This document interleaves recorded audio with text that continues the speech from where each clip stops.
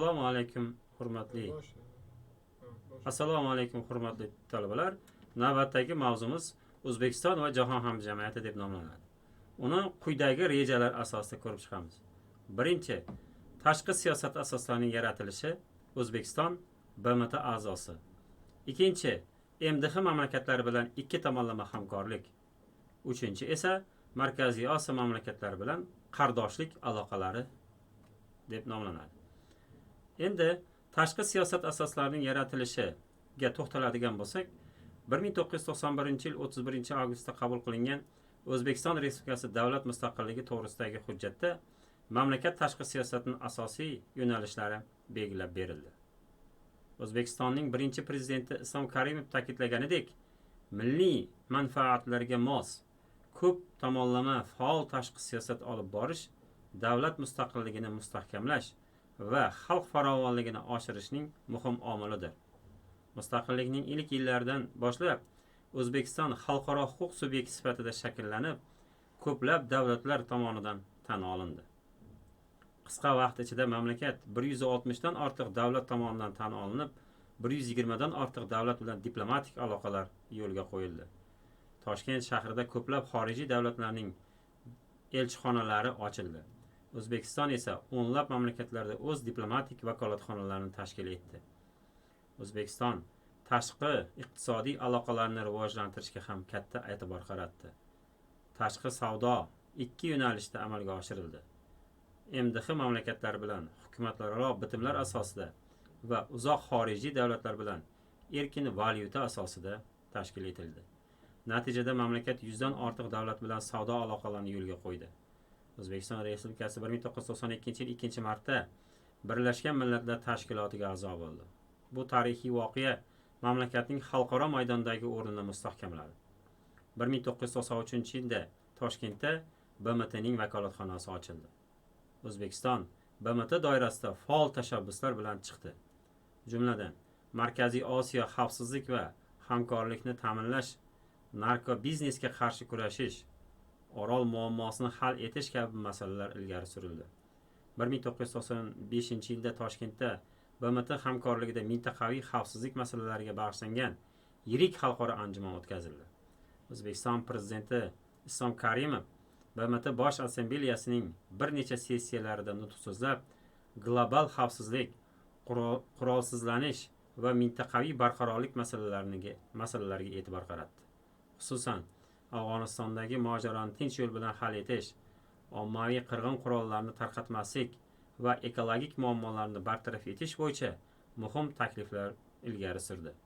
1997-yilda Toshkentda Markaziy Osiyo yadroviy quroldan xoli hudud mavzusida xalqaro konferensiya tashkil etildi.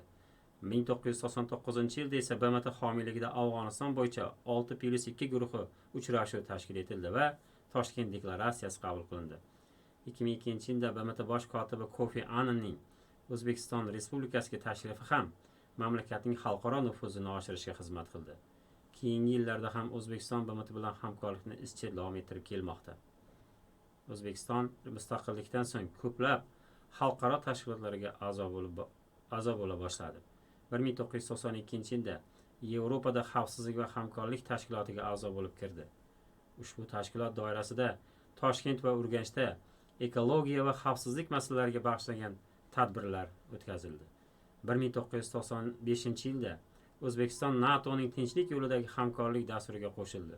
Shuningdek, mamlakat qo'shilmaslik harakati, UNESCO kabi nufuzli tashkilotlar bilan hamkorlikni rivojlantirdi.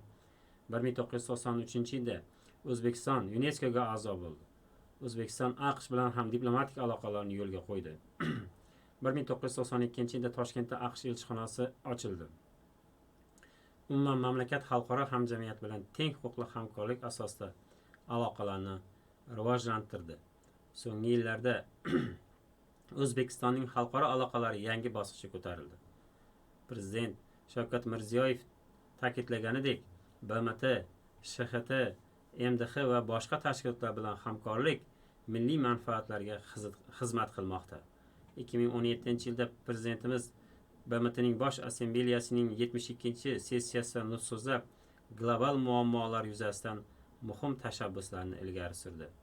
Jumladan, yoshlar huquqlarini himoya qilish bo'yicha xalqaro konvensiya ishlab chiqish va diniy bag'rikenglikni mustahkamlash taklif etildi. Ushbu tashabbuslar xalqaro hamjamiyat tomonidan qo'llab-quvvatlanib, 2018-yilda BMT tomonidan ma'rifat va diniy bag'rikenglik rezolyutsiyasi qabul qilindi. Shuningdek, Markaziy Osiyo tinchlik va barqarorlikni mustahkamlashga qaratilgan xalqaro anjumanlar o'tkazildi. Bugungi kunda O'zbekiston Respublikasi BMTning turli dasturlari va agentliklari, jumladan UNDP, UNICEF, UNESCO, WHO va boshqa tashkilotlar bilan faol hamkorlik olib bormoqda. Mamlakat barqaror rivojlanish maqsadlarini amalga oshirishda ham faol ishtirok etib kelmoqda. MDH mamlakatlari bilan ikki tomonlama hamkorlikda to'xtaladigan bo'lsak, ikki tomonlama hamkorlik 1991-yil avgust-sentyabr oylaridan kelib sobiq SSR tarkibidagi barcha 15 respublika o'zini mustaqil davlat deb e'lon qildi. Biroq SSRning markaziy organlari hali faoliyatini to'xtatmagan edi. 91-yil 8-dekabrda Rossiya, Ukraina, Belorussiya rahbarlari Minsk yaqinidagi Belojeyskaya pushchada mustaqil davlatlar hamdo'stligini tuzish to'g'risida bitim imzoladilar. 1991-yil 21-dekabrda Olmaotada ushbu bitimga Ozarbayjon, Armaniston, Qozog'iston, Qirg'iziston, Moldova, Tojikiston, Turkmaniston va O'zbekiston ham qo'shildi. Shu kuni MDHning maqsad va tamoyillari to'g'risidagi deklaratsiya imzolandi hamda SSRning faoliyati tugatilganligi e'lon qilindi. 1993-yilda Gruziya ham MDHga a'zo bo'ldi. Uning a'zolari bu bilan 12 ga yetdi. MDH davlatlari tashkilotlari uning asosiy maqsadi siyosiy, iqtisodiy, gumanitar va boshqa sohalarda hamkorlikni rivojlantirishdan iborat edi.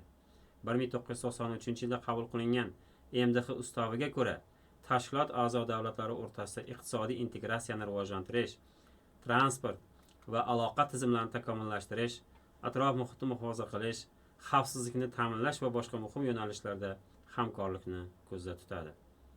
MDH doirasida bir qator muhim organlar faoliyat yuritadi. Jumladan, davlat rahbarlarining kengashi, hukumat rahbarlarining kengashi, tashqi ishlar vazirlari kengashi, davlatlararo iqtisodiy qo'mita, parlamentlararo assambleya, Sankt-Peterburgda joylashgan asosiy shtab-kvartirasi, tashkilotning doimiy faoliyat yurituvchi organi Minsk shahridagi muvofiqlashtiruvchi maslahat qo'mitasidir. MDH o'ziga xos tashkilot bo'lib, a'zolaridan qat'iy majburiyatlar yoki chuqur integratsiyani talab qilmaydi. Shu sababli u ko'proq maslahatlashuv va hamkorlik maydoni sifatida faoliyat yuritadi. Ayniqsa, gumanitar sohada, jumladan ta'lim, madaniyat va erkin harakatlanish masalalarida muhim natijalarga erishilgan va erishilmoqda. O'zbekiston MDHga mustaqil davlatlarning teng huquqli hamkor tashkiloti sifatida qaraydi. Mamlakatimiz ushbu tuzilma doirasida o'z milliy manfaatlaridan kelib chiqib faol ishtirok etib kelmoqda. O'zbekiston MDH hududida yagona iqtisodiy makon yaratish, savdo-iqtisodiy aloqalarni rivojlantirish va o'zaro manfaatli hamkorlikni kengaytirishga alohida e'tibor qaratmoqda. Shu bilan birga, mamlakatimiz MDH parlamentlararo assambleyasida ham faol ishtirok etmoqda. So'nggi yillarda O'zbekiston Respublikasida ochiq va pragmatik tashqi siyosat natijasida MDH davlatlari bilan hamkorlik yangi bosqichga ko'tarildi. Ayniqsa, Markaziy Osiyo davlatlari bilan munosabatlar sezilarli darajada yaxshilandi. MDHning bugungi kunda mintaqada xavfsizlikni ta'minlash, iqtisodiy aloqalarni mustahkamlash va turli sohalarda hamkorlikni rivojlantirish uchun muhim platforma bo'lib xizmat qilmoqda. U shuningdek, davlatlar o'rtasida yuzaga kelishi mumkin bo'lgan nizolarni muzokaralar orqali hal etishda samarali maydon vazifasini bajarmoqda. 2019-yil 11-oktyabrda Ashxobod shahrida MDH davlat rahbarlarining sammiti bo'lib o'tdi. Unda mintaqaviy hamkorlikni rivojlantirish masalalari muhokama qilindi. Sammitda 2020-yilda MDHning raisi qilish O'zbekiston Respublikasiga topshirildi. O'zbekiston raislik davrida tashkilot doirasida ko'p tomonlama hamkorlikni kengaytirish va uning samaradorligini oshirishga katta e'tibor qaratdi. Asosiy yo'nalishlar quyidagilardan iborat bo'ldi. Savdo iqtisodiy aloqalarni rivojlantirish, erkin savdo zonasini to'liq ishga tushirish, ishlab chiqarish kooperatsiyalarini chuqurlashtirish, transport va turistik yo'laklarni rivojlantirish, agrar soha, energetika va telekommunikatsiya yo'nalishlarini hamkorlikni kengaytirish, ilmiy, innovatsion va ta'lim dasturlarini amalga oshirish kabilarni ilgari surdi. Shuningdek, MDH doirasida hududlararo forumlar, biznes haftaliklari, madaniy tadbirlar va yoshlar uchrashuvlarini tashkil etish tashabbuslari ilgari surildi. Markaziy Osiyo mamlakatlari bilan qardoshlik aloqalari ham bugungi kunda yaxshi rivojlanmoqda. Markaziy Osiyo davlatlari o'rtasida hamkorlik mustaqillikning dastlabki yillaridayoq shakllana boshladi. 1990-yil iyun oyida Almaty shahrida mintaqa davlat rahbarlarining ilk uchrashuvi bo'lib o'tdi. 1991-yil avgust oyida Toshkentda o'tkazilgan navbatdagi uchrashuvda O'rta Osiyo va Qozog'iston respublikalararo maslahat kengashini tuzish to'g'risida bitim imzolandi. Ushbu kengashning asosiy vazifasi mamlakatlar o'rtasidagi iqtisodiy hamkorlikni rivojlantirish va bozor munosabatlariga o'tishda umumiy manfaatlarni himoya qilishdan iborat edi. 1991-yil dekabr oyida Ashxobodda o'tkazilgan uchrashuvda transport infratuzilmasini rivojlantirish, jumladan Tajan-Sarax yo'lini qurish bo'yicha kelishuvga erishildi. Shuningdek, Chernobil fojiasi va Orol dengizi inqirozi oqibatlarini bartaraf etishga birgalikda harakat qilish zarurligi alohida ta'kidlandi. 1993-yil Toshkentda bo'lib o'tgan uchrashuvda Markaziy Osiyo hamdo'stligiga asos solindi. Shu yili Qizil O'rda va Almaty shaharlarida o'tkazilgan anjumanlarda iqtisodiy integratsiyani chuqurlashtirish masalalari muhokama qilindi. 1994-yilda Nukusda o'tkazilgan konferensiyada Orol dengizi muammosi va ekologik vaziyatni yaxshilash bo'yicha muhim qarorlar qabul qilindi. Shu davrda mintaqa davlatlari o'rtasida yagona iqtisodiy makon yaratish bo'yicha qator bitimlar imzolandi. Xususan, O'zbekiston Respublikasi, Qozog'iston va Qirg'iziston Respublikalari o'rtasida 3 tomonlama shartnomalar tuzilib, yagona bozorni shakllantirish zamin yaratildi. 1990-yil o'rtalarida mintaqada xavfsizlik masalalari ham muhim ahamiyat kasb eta boshladi. 1995-yil Chimkent shahrida o'tkazilgan uchrashuvda Tojikiston va Afg'oniston hududlaridagi vaziyat muhokama qilinib, ekstremizm va mojarolarga qarshi birgalikda kurashish masalalari ko'rib chiqildi. 2000-yilda Toshkentda O'zbekiston, Qozog'iston, Qirg'iziston va Tojikiston rahbarlari uchrashuvi bo'lib o'tdi. Unda xalqaro terrorizm, diniy ekstremizm va mintaqa xavfsizligini tahdid soluvchi omillarga qarshi kurash bo'yicha muhim kelishuvlarga erishildi.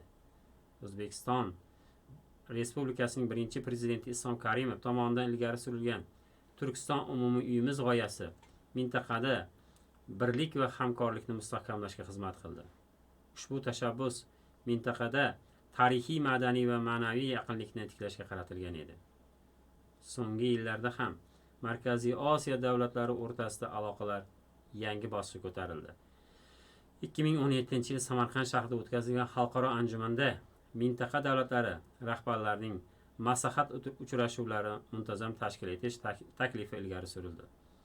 Ushbu tashabbus barcha davlatlar tomonidan qo'llab-quvvatlandi. 2018-yil 15-mart kuni Qozog'istonda Markaziy Osiyo davlatlari rahbarlarining birinchi maslahat uchrashuvi bo'lib o'tdi.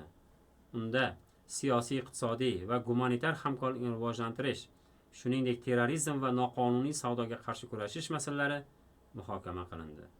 Aynan shu yili BMT tomonidan Markaziy Osiyoga hamkorlikni mustahkamlashga qaratilgan maxsus rezolyutsiya qabul qilindi.